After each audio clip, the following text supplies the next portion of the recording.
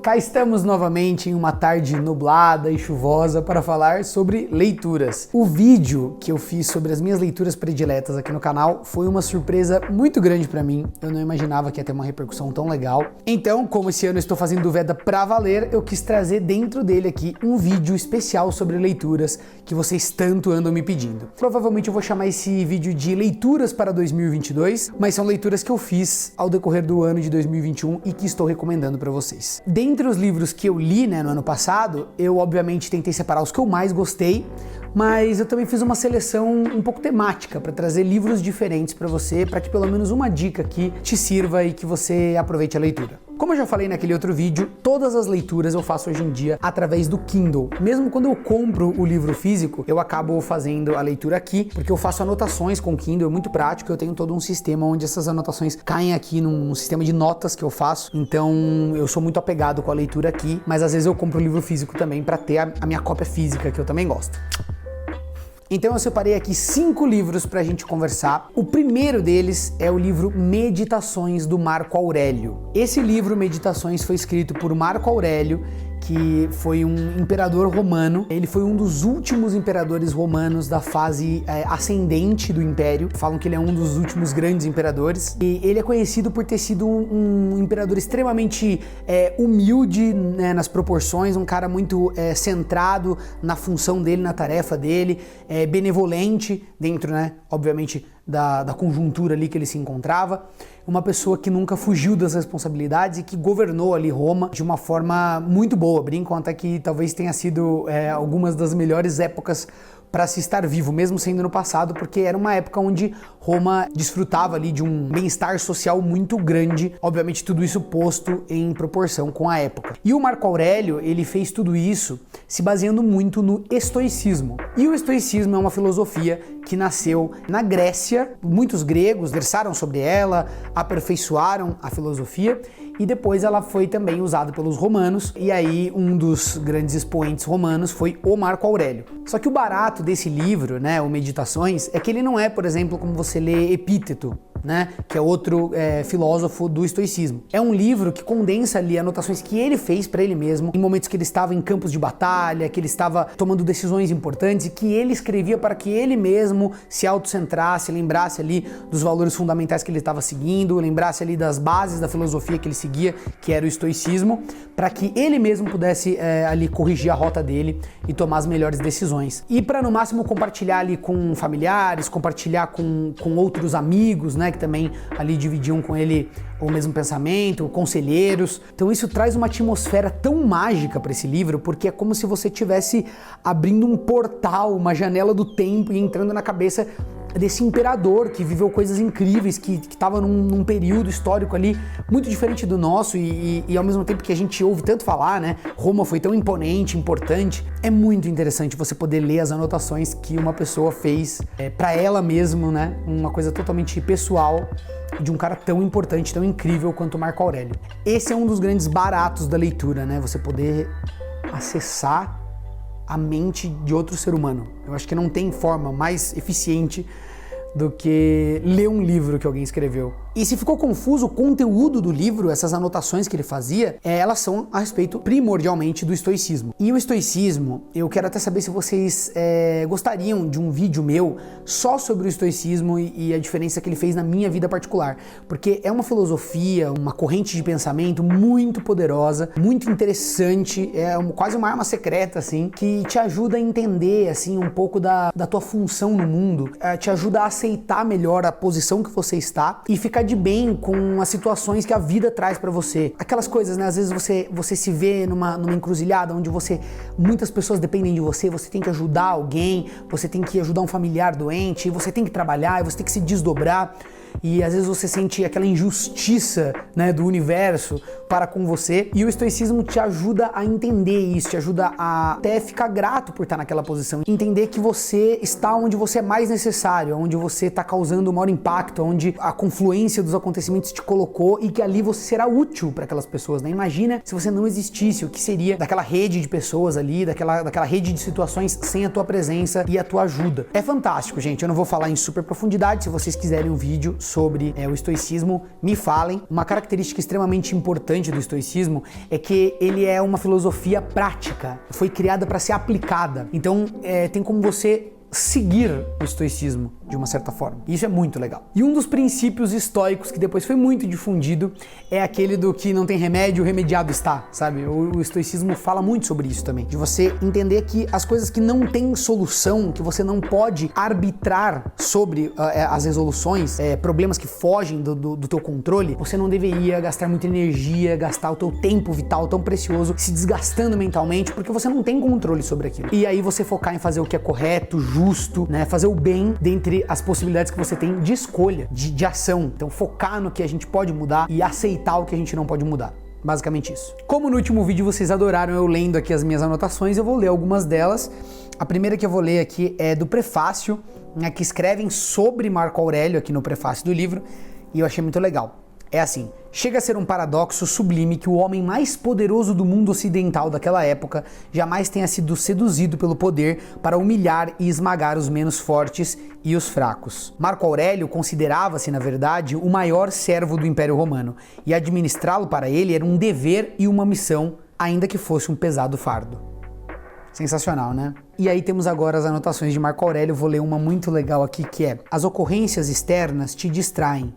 Proporciona a ti mesmo repouso para aprender algo bom e deixa de ir e vir para cá e para lá.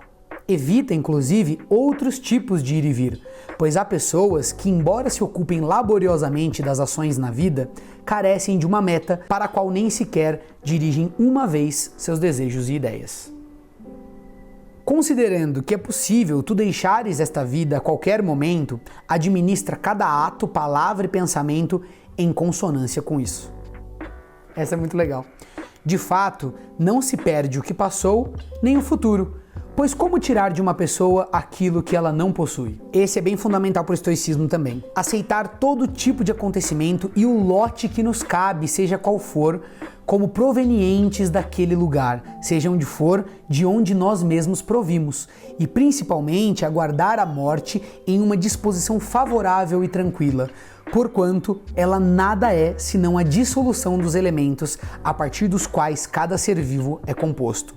Se assim, para os próprios elementos, nada há de se temer no fato de cada um se transformar continuamente no outro, por que temer e preocupar-te com a tua transformação e dissolução no conjunto? Essa é uma das minhas favoritas. Super complexa e difícil de aplicar. Habitua-te a pensar somente naquilo que, se alguém te perguntar de repente o que estás pensando, possas responder com total franqueza e de imediato.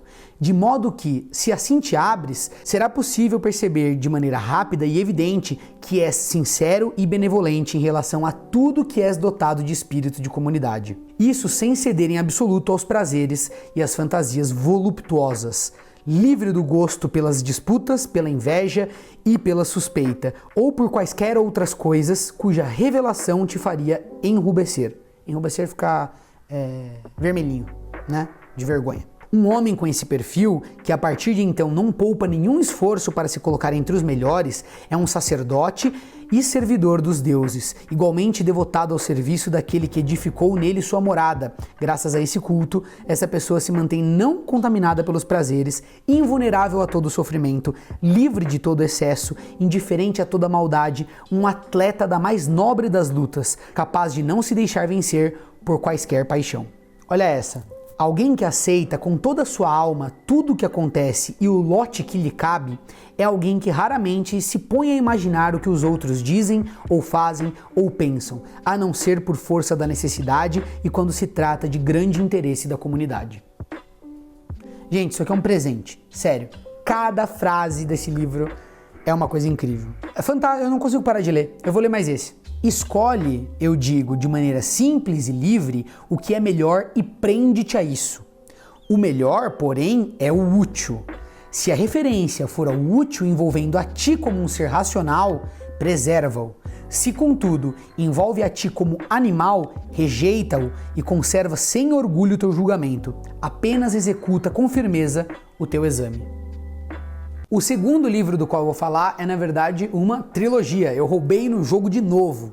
Cara, por que eu falo que eu vou falar de 5 livros se eu não vou falar de 5 livros? A recomendação é essa aqui, meus amigos. A trilogia da Fundação. Eu tenho essa cópia física deste clássico do Isaac Asimov, que é a coisa mais maravilhosa de todos os tempos. Olha só o que é esse livro, gente. A qualidade dessa impressão. Olha só isso aqui.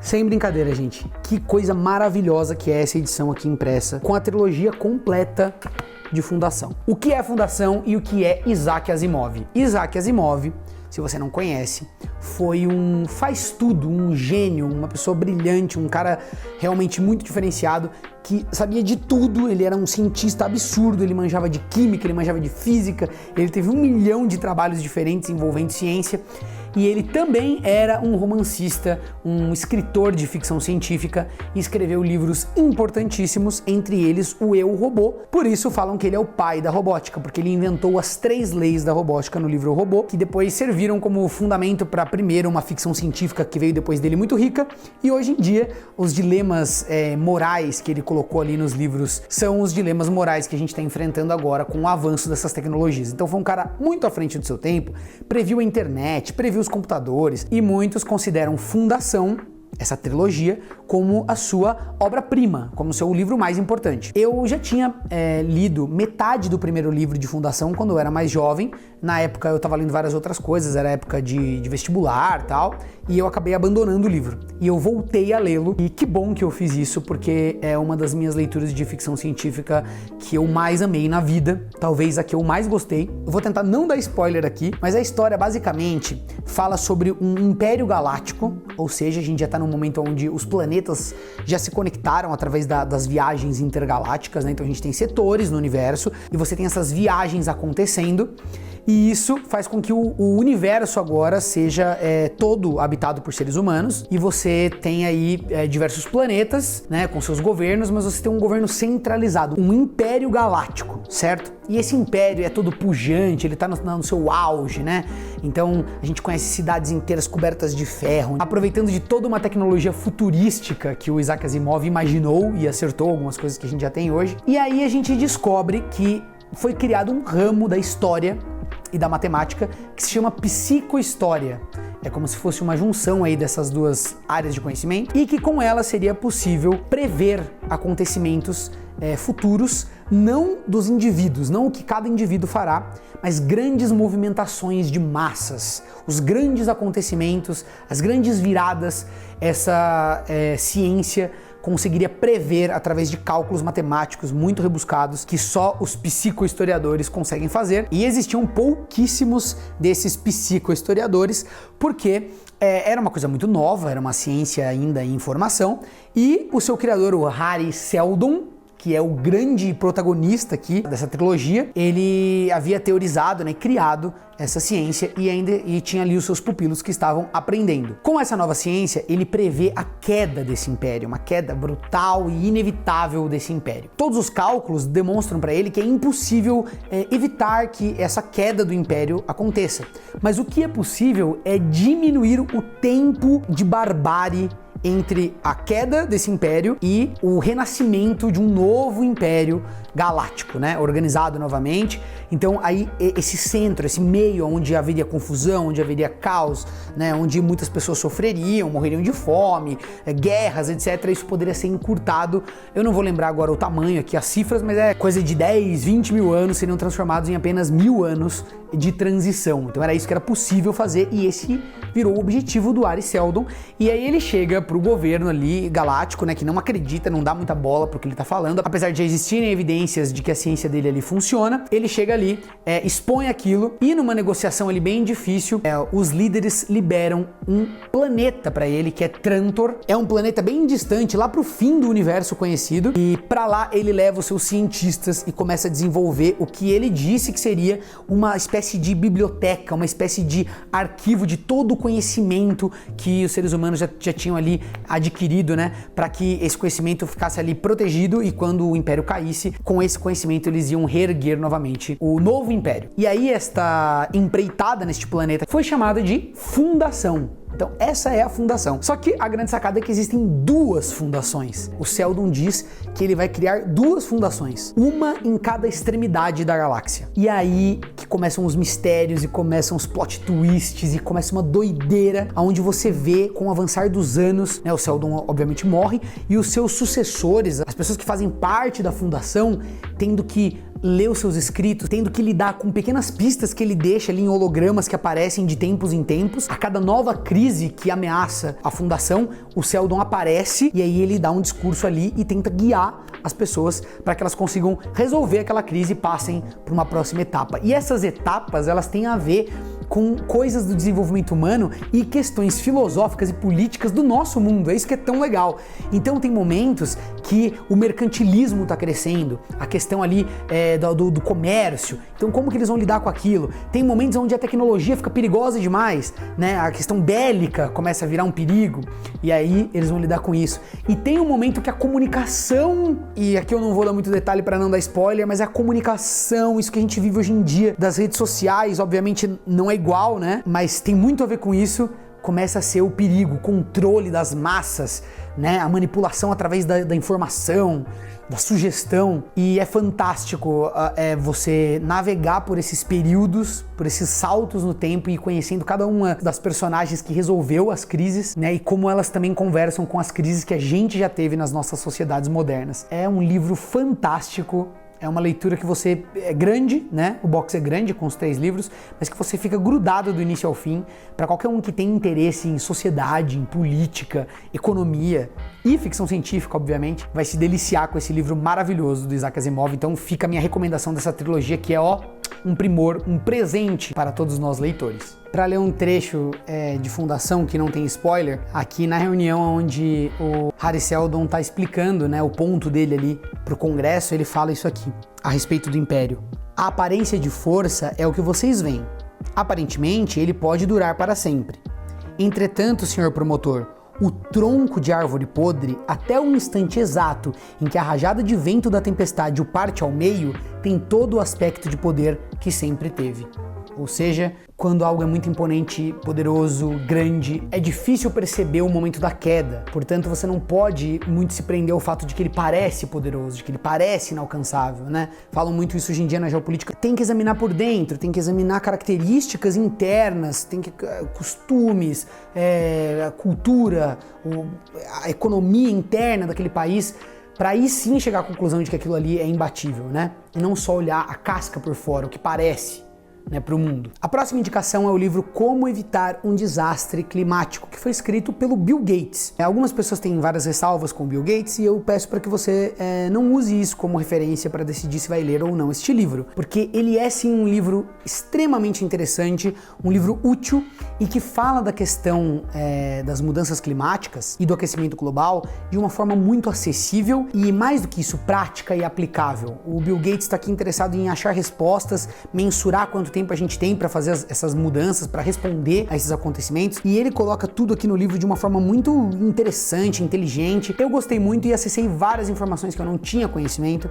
muitas coisas legais, e ele junto com a gente vai montando planos possíveis, né? As matrizes energéticas possíveis da gente utilizar. Ele pega cada uma dessas matrizes energéticas que a gente conhece, energia solar, energia eólica, as usinas nucleares, as termoelétricas, e aí ele vai explicitando cada ponto, cada fraqueza, cada ponto forte porte, de usar cada uma delas, e você vai entendendo a complexidade dessa aplicação, a questão da intermitência da energia, né? Energias renováveis normalmente são muito difíceis de armazenar e elas acabam tendo intermitência, elas não são geradas todo o tempo. Então, nos momentos que elas não estão sendo geradas, aquela população ali pode ficar sem energia, então você teria que usar baterias. E as baterias também têm impacto ecológico e geram emissões. Então, tem todo um xadrez aí, gente, que precisa ser feito para achar o melhor caminho. E o Bill Gates nos leva com ele através das pesquisas, dos investimentos que ele fez em diversas tecnologias e vai mostrando, vai abrindo a tua cabeça para que você entenda este problema, não de um ponto de vista extremista, nem para um lado nem para o outro, mas de um ponto de vista muito prático. Como que a gente poderia fazer? Como que os governos podem ajudar?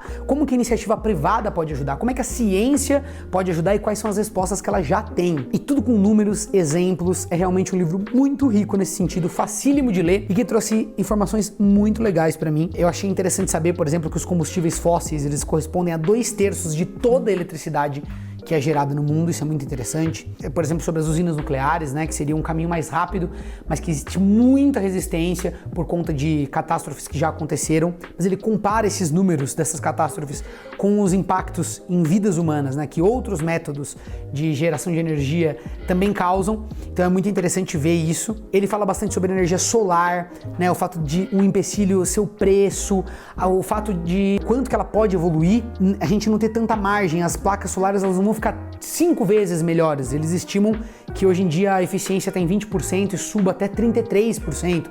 Então não vai multiplicar várias vezes quanto que uma placa solar consegue gerar de energia, né? Então essa é uma coisa que também muita gente é equivocada a respeito. Aí ele fala sobre os métodos de armazenar energia, né? Tem as baterias de lítio, que são os mais óbvios, mas tem outros métodos que estão sendo criados, né? Você tem a questão do hidrogênio, que é bem interessante. Inclusive ele fala da usina hidrelétrica reversa. Quando você tem um excesso de energia de dia, por exemplo, gerando, né, energia com energia solar, você tem um excesso, você poderia alimentar uma bomba que joga água para um ponto mais alto. E aí, de noite, quando você não estiver gerando energia, você pode fazer com que essa água caia do ponto mais alto e gere de novo a energia ali através de uma hidrelétrica. Uma coisa muito interessante, é uma bateria gigante feita de água. E talvez um dos aspectos mais legais do livro é que ele trata essa questão das mudanças climáticas de uma forma bastante capitalista, digamos assim, do ponto de vista que ele diz que os países que investirem nessa tecnologia, que criarem soluções, as empresas que criarem soluções verdes, elas vão enriquecer muito, porque elas vão fornecer essas tecnologias para o resto do mundo, porque vai ser inevitável que a gente comece a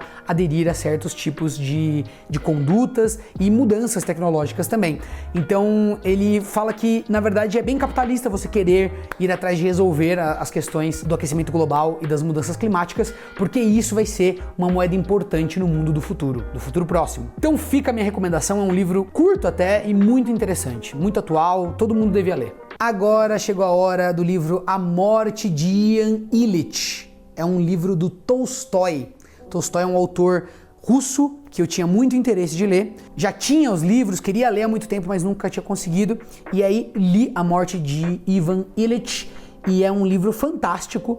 É um livro do realismo, né? O Tolstói era um escritor da corrente literária do realismo russo, que também tinha suas características específicas. É um livro seco, um livro amargo, uma escrita muito direta, um livro fácil de ler, na minha opinião, não tem nada demais, ele não é muito rebuscado, pelo contrário, ele é econômico, um livro bem curtinho. É uma experiência muito interessante, até meio transcendental, assim, porque é um livro sobre morte, né? Sobre o fim da vida. E ele não tem uma perspectiva positiva a respeito da vida, necessariamente, não é um livro otimista, digamos assim, ele é realista, né? E esse realismo, ele traz consigo uma carga emocional bruta muito grande. Então é um livro que eu recomendo que você pegue no final de semana bem ensolarado, que você esteja feliz, que você esteja de boa, porque é uma leitura que vai demandar não da tua capacidade como leitor, mas da tua abstração, né, obviamente, para conseguir abstrair dali os temas que ele está discutindo e da tua inteligência emocional, digamos assim, porque esse não é um tema tão leve, mas é extremamente interessante, poderoso livro, daqueles que realmente fica na cabeça e você se para ali pensando muitos dias depois, quando termina, eu pelo menos quando terminei o livro fiquei ali algum tempo assim meio que olhando para a página em branco, em transe. Tolstói me encantou demais. Eu estou lendo agora Ana Karenina, que é um romance dele, talvez uma das obras mais importantes que ele escreveu. E tô gostando bastante também, apesar de ser bem diferente. Esse aqui é um livro, A Morte de Ivan Ilitch é mais direto e é uma boa forma de você ter contato com esse autor. Recomendo muito, gente. É literatura, alta literatura, de extrema qualidade, já se tornou um dos meus autores favoritos, com certeza. A anotação que eu peguei aqui para ler para vocês é essa aqui, ó. De fato, se a literatura nos permite viver muitas vidas, também nos possibilita morrer muitas mortes.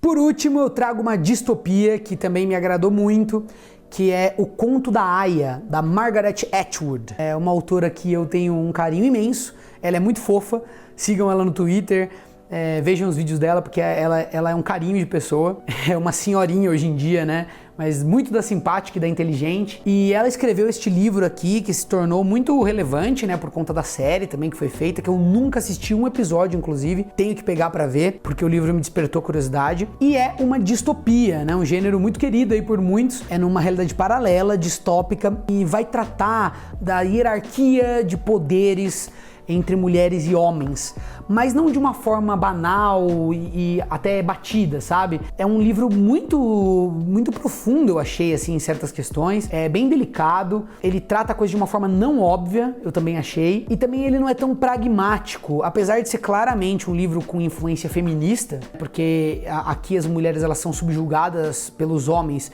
de uma forma extremamente brutal, é num mundo onde a fertilidade está se esgotando, então as mulheres não são mais férteis, e aí poucas mulheres conseguem dar à luz a uma nova criança, e aí existe toda uma instrumentalização por parte dos homens para dominar as mulheres e usá-las, né, cada uma para sua função, as que não podem ter filhos, né, como servas, e as que podem aí são, é normal que nessa sociedade, por exemplo, um homem seja casado com uma mulher infértil, mas que aí ele tem uma mulher específica ali para procriação, ele só faz sexo com ela para ter o filho, para ter o bebê, e o livro é todo ritualístico, né, então é muito inteligente a forma como ela coloca, assim, tem toda uma questão, assim, bem iconoclasta no livro, digamos. Tudo isso dá tons meio religiosos para esse pensamento, e aí faz você pensar também nas nossas estruturas sociais, as coisas que a gente faz por simples força do hábito ou por cultura, e que não só podem ser, como provavelmente são, né, influências culturais, criações, né, dos seres humanos, não é a única forma da gente se organizar e de lidar com essas questões. Então é um livro que vai discutir a questão da mulher na sociedade, vai discutir machismo, vai discutir o feminismo em si, mas não de uma forma óbvia, de uma forma bem rebuscada. É um livro que eu gostei muito. Dos livros da lista aqui seria o mais levinho, assim, o menos, digamos assim, importante pra mim, mas é um livro que me agradou bastante, é uma experiência muito positiva e gostei muito da escrita dela, que é uma escrita leve, bastante visual, muito interessante a forma como ela escreve, tá? E pouco desafiadora para os nossos novos leitores. Então, daqui dos livros da lista, talvez o mais simples de começar seja esse, ou a trilogia da Fundação também, que é bem direto e reto. E para separar uma frase aqui, tem uma brincadeira que uma personagem faz com a outra. Um homem é apenas a estratégia de uma mulher para fazer outras mulheres. Eu achei isso aqui hilário, muito bom. Uma passagem que eu gostei muito aqui, mas lembre-se de que o perdão também é um poder. Suplicar por ele é um poder, e recusá-lo ou concedê-lo é um poder, talvez de todos o maior. Muito legal, né? Esse pensamento. Realmente estar na posição daquele que perdoa, daquele que pode perdoar, é também uma posição de poder, uma posição poderosa numa relação. Você tem ali o outro nas suas mãos, porque se ele está pedindo pelo perdão, ele te coloca agora numa posição de decisão e de influência sobre a vida dele, né? Outra frase aqui que em época de ano eleitoral é muito interessante é essa aqui. Há algo de poderoso em sussurrar obscenidades sobre aqueles que estão no poder. Há algo de delicioso nisso, algo de malicioso, secreto, proibido, estimulante. É como uma espécie de feitiço. Isso os esvazia, os reduz ao denominador comum onde se pode lidar com eles. E aí, gostaram? Essa foi a minha seleção de livros para vocês para 2022. Livros que eu li, que eu gostei, que eu fiz anotações e que decidi compartilhar. Leituras que eu considero que vão acrescentar para você, que são esteticamente interessantes e que trazem pensamentos originais e que me influenciaram de alguma forma. Tá bom? Espero que vocês tenham gostado. Comentem aqui embaixo se vocês querem mais conteúdo sobre leituras, detalhamento sobre algum livro que eu comentei aqui, tá bom? Eu quero ouvir a opinião de vocês e a gente se vê amanhã. Tchau!